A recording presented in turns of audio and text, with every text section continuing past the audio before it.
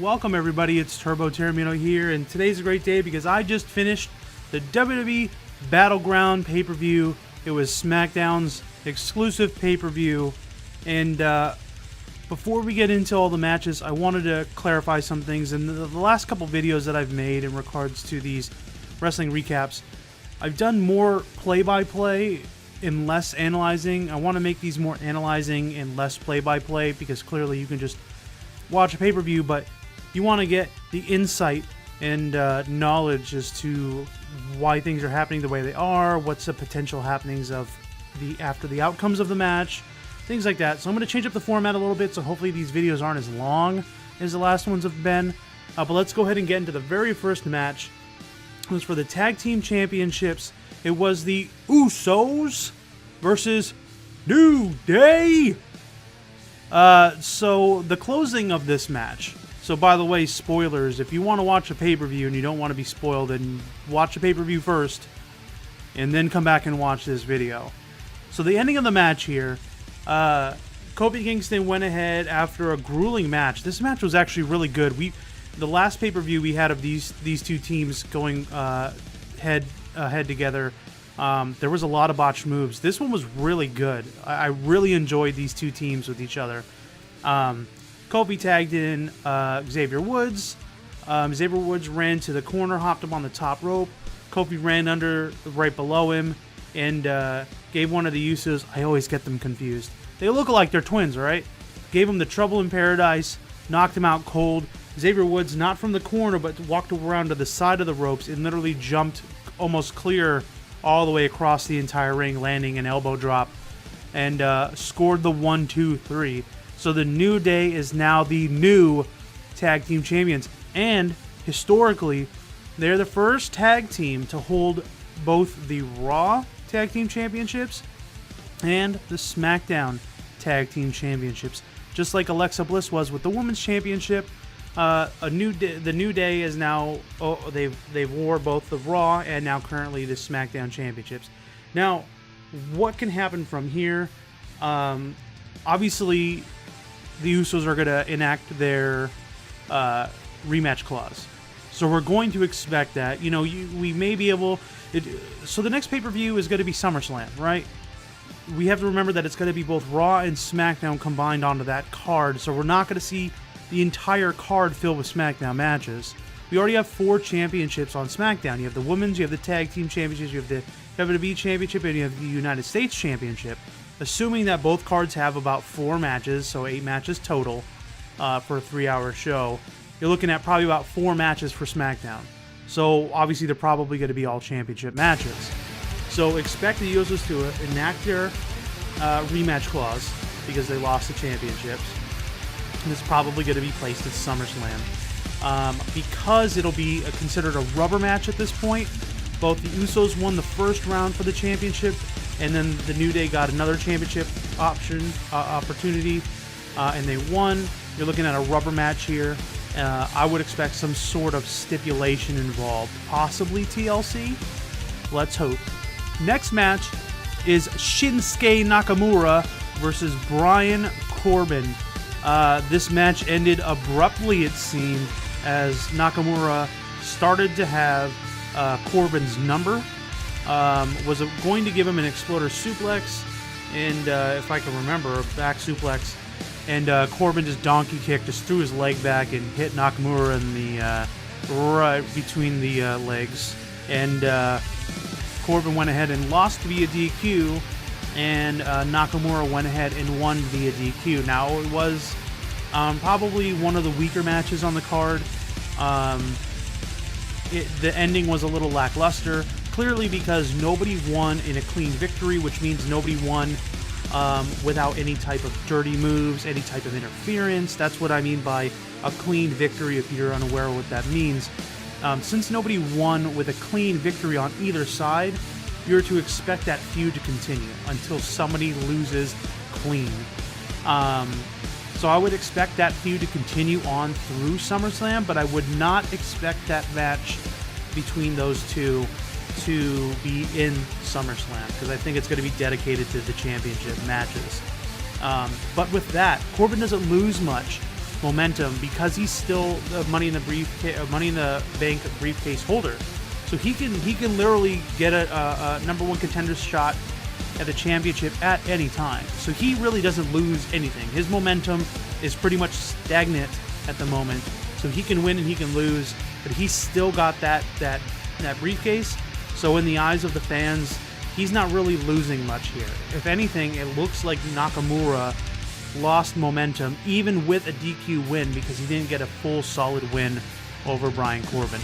Next, we have the 5-way elimination match for the number one contendership for the Women's Championship, the Women's SmackDown Championship. I'm still getting used to saying the different belts for the brands. But you have Becky Lynch, Lana, Tamina, Natalya, and Charlotte, with Naomi sitting ringside on the commentator's table. The way that because this was an elimination, and I'm just trying to say the way that these matches are won. Tamina was eliminated first by Becky Lynch, then also Lana, both by tapping out to the arm breaker. Then Lynch was immediately eliminated by Natalya, and then Natalya eliminated Charlotte. I wanted to pause for a second.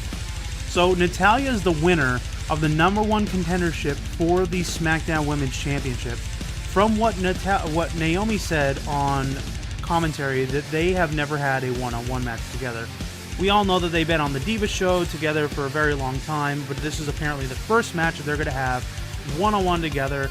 In my humble opinion, I think this is well-deserved on Natalya's, and even though I don't like her current character, or how her hair looks, her outfit's fine, but her in-ring ability is good. I think it's about damn time that she's gotten a title shot, in my opinion. And I think Naomi is one of the best female wrestlers on the roster. I think this is going to be a great match leading up to it. I do expect that this is going to be a SummerSlam pay-per-view match. The way that it was won, I wasn't expecting Natalya, to be honest with you. I think the safe bet here was going to be Charlotte to get her shot, because she still hasn't gotten her shot yet, even though they played it up like she was supposed to have a shot. And then they're doing this weird angle where I think story-wise behind the scenes, Tamina is actually training Lana, kind of like when Shane was training Vince McMahon to like wrestle, and then Vince McMahon came back all jacked and like started to lay down the SmackDown on Stone Cold. So I think that's what's happening, because we saw a unification between Tamina and Lana in the match. Actually, Tamina broke up the arm breaker on Lana when Becky Lynch was giving it to her, only to get put into it herself and then tap out to it. So this was, again, one of the more lackluster matches on the card. These group of women have done an amazing job. Like the last couple pay-per-views, anytime that they're on SmackDown, it's just tonight, it just wasn't really there. It felt a little messy.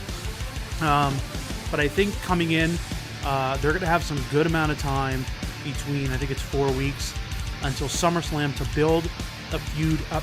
I'm hoping that they build a feud specifically Natalya and Naomi and just leave all the other women out of it. We know Carmella's going to come in eventually with a briefcase. She has that, and it's always going to be in the background. But I want Natalya and Naomi just to feud and just have all the other women wrestlers just not be involved. I want them to just build their feud character together, because I want it to be heated at SummerSlam. So we'll see how they do that. Next, we have the United States Championship between AJ Styles, the current champ, and Kevin Owens. Now, the way that this match ended, Kevin Owens had reversed one of AJ's finishers and kind of just threw him off of him, but he ended up throwing him into the referee. And as the referee was knocked out, groggy, unconscious, both AJ and Kevin Owens were rolling around, giving each other submissions, and eventually Kevin Owens threw AJ Styles back in a pin attempt, and when the ref counted 3, he wasn't in the position to see both shoulders for AJ Styles. And from my point of view, I don't know if this is actually part of the storyline or not, but to me, it looked like AJ Styles' shoulders were not down. His second shoulder was not down that I saw. So I don't know if they're going to do another rematch, obviously, because AJ Styles just lost the belt, so he's going to have a rematch clause. So we can expect this match to at least be built up again for SummerSlam between these two. These two are having an amazing feud together. I love watching them wrestle. It's really, really cool. But tonight, Kevin Owens walks away with the United States Championship. We're looking at a potential match at SummerSlam between these two for the belt again due to a rematch clause. Because I don't think Kevin Owens is going to fight with this open challenge, like he said before, anytime before SummerSlam. So we'll certainly see. And especially because it was a dirty win for Kevin Owens. Again, feuds really don't end with any type of dirty finish. It normally continues on the anger and the build of the feud in order for those two wrestlers to continue on.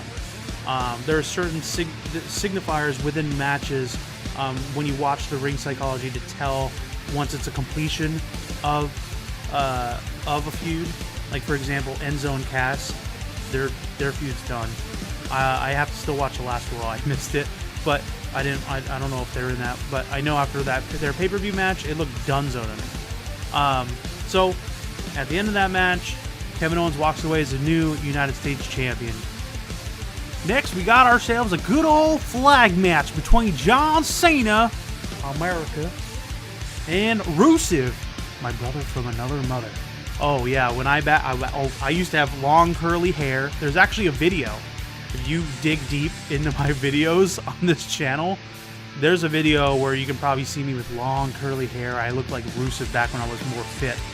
But I'm not Bulgarian. Anyway, this match they had a cool layout. I mean, when they had to bring the flags onto the ramp, they had both little pedestals and like the ramp, because it's all LED now, which is crazy. It was like half American flag and like half like something else for Bulgaria or whatever. The match is as it was. They set up two tables for the finish of the match. John Cena ended up giving Rusev the FU through it. I still call it the FU. Alright, I grew up with it being the FU, being a smack in a slight to Brock Lesnar, not the attitude adjustment. So to me, it's the FU. So he gave him the FU off of the pedestal, put the flag in. So that was the finish of the match. John Cena won, obviously. What we're seeing here is John Cena is still coming back into the fold after he was gone since WrestleMania. This is his first pay-per-view match. Really, it was his first match, actually, since coming back, because he just did a couple of promos.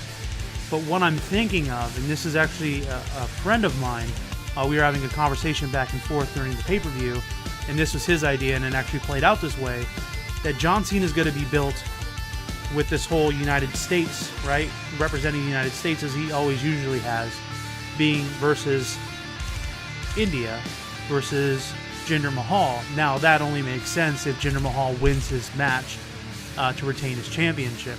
But we're looking at a possibility at this point, John Cena versus Jinder Mahal at SummerSlam. It makes sense.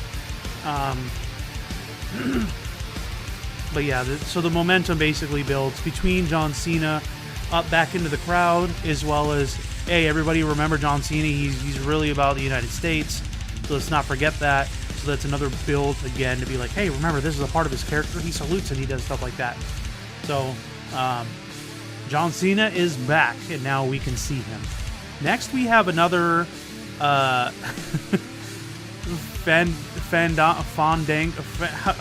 messing it up now. Fandango and Tyler Breeze, but now instead of doing Vice City, they're mocking X-Files, and the video is so funny. But it ended with like them getting jumped when the lights went out, and then the camera was on the ground with a flashlight, and then Fandango ends up getting drugged off screen like it was some like monster or something. I don't know. It was so funny. These guys are hilarious. We really need like a comedic. I mean, you have New Day, I guess, but we need more of a comedic like tag team. We need to get them back in like funny costumes, wrestling in matches. I think that'd be good. But that was all we got, was just like a quick video. Next, we had Sami Zayn versus Mike Kanellis filler match. The way that it ended was Sami Zayn went to go give Mike Kanellis an exploder suplex into the turnbuckles in the corner. Maria Kanellis, again, as always, like literally slid in the ring, was like, no, don't do it, trying to protect Mike. Eventually, she moved out of the ring. I think Sami Zayn dodged something and then threw him back in the Exploder Suplex again, gave him the hell of a kick, and won the match. Yeah, I mean, they are technically building the feud between these two because it wasn't the first time. I'm shocked that this guy got a pay-per-view match. This is right before the main event, and this Mike Kanellis guy is. I hope he's good, and I hope they do something well with him. But he got a match right before. He just was on the roster like last month. Like he just showed up, and then he's got a pay-per-view match right under the main event. So I mean, I don't know. Maybe there's more to it. They lost pretty. I mean, they lost clean. I mean, Maria got involved, but in the actual pinfall attempt, there wasn't much other than Sami Zayn actually getting one over on him and winning. I don't see if this is going to go any further, but I don't see any other type of options for Sami Zayn at the moment in regards to storylines.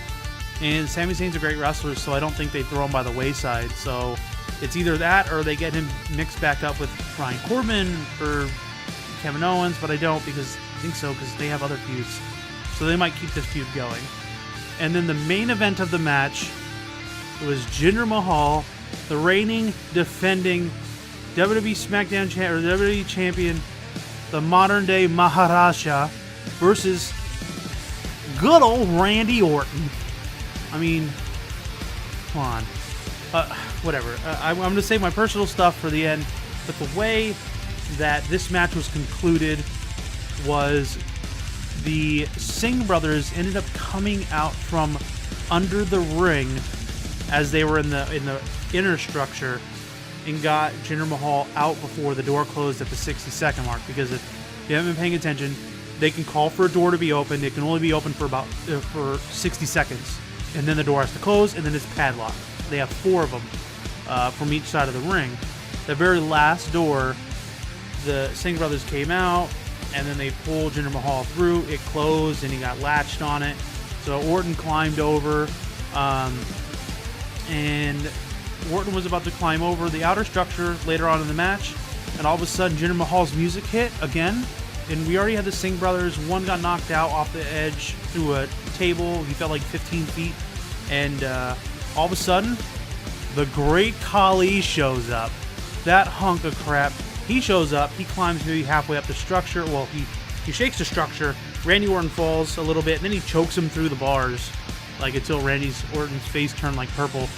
And then Jinder Mahal climbed over and he won, retained his championship. So what we're seeing here now is Jinder Mahal has had 2 victories over Randy Orton. If you want to count the third one, technically you should, because the first one was him winning the championship. He then defended it against Randy Orton and won, retained it. Then he also defended it and won in this Punjabi prison match. So I fully believe that this feud is concluded. Even though he won dirty, it was a match at no DQ. Randy Orton got hit a couple times with a kendo stick, so he was bloodied in the arm and bruised and stuff. There was just a mess all over the place. I'm assuming, personally, I think that their feud is done. Randy Orton's gotten 2 shots. He's got one more shot than he should have gotten, because he should have gotten his rematch, and when he lost that rematch, he should have been done. He sat in the ring like a big baby and was like, I'm not leaving till I get what I want. Shane's like, whatever, I'll just give you the match. Right? So that's done. Because John Cena won and John Cena's built up all this USA pride, I mean, he's already doing it, but he's building it up again because he's been out for a while. I would expect John Cena versus Jinder Mahal for the championship match at SummerSlam. And I think what they're doing right now with Jinder Mahal is great. They're building his character.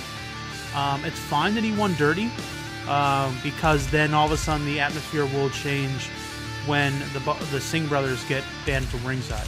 So that's always going to be a stipulation eventually in the future. But I hope that they continue to keep the belt on Jinder Mahal and build a strong heel out of him. His matches are getting better and better, and that's really, really good to see, because I certainly have noticed it.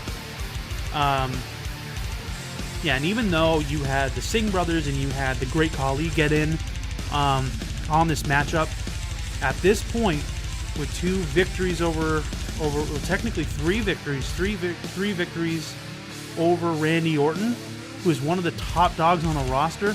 This really solidifies Jinder Mahal as a champion. Before, it just could have been a fluke. He could have been a paper champion. He just could have held it temporarily. But we have so many great champions, or potential champions, on SmackDown. You have Kevin Owens, you have AJ Styles, you have John Cena, you have Rusev, you have Nakamura, who can hold that. You even have Baron Corbin.